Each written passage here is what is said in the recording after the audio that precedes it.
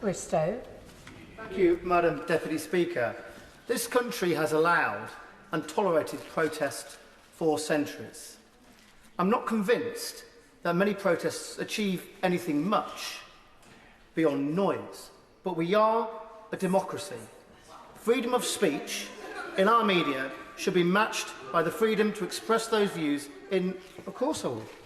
The honourable gentleman has said that he is not aware that protests have actually done anything worthwhile. What about the protests of the Chartists? What about the protests of suffragettes? What about protests calling for peace?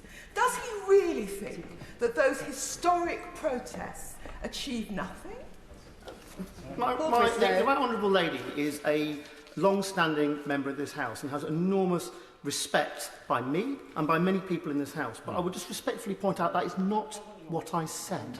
What I said was that I'm not convinced that many protests achieve anything much. There are notable examples where protests have achieved a great deal. But I'm not convinced, Madam Deputy Speaker, that many of the protests we see each and every day now are achieving anything at all. That's my point.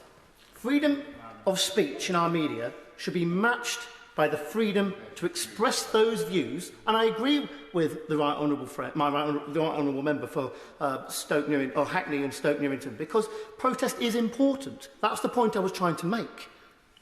However, there are also illegitimate ways of protesting, ways that go beyond the expression of a view to impositions on the freedoms of others and the violations of our laws, and to acts which can even pose a risk to people's lives.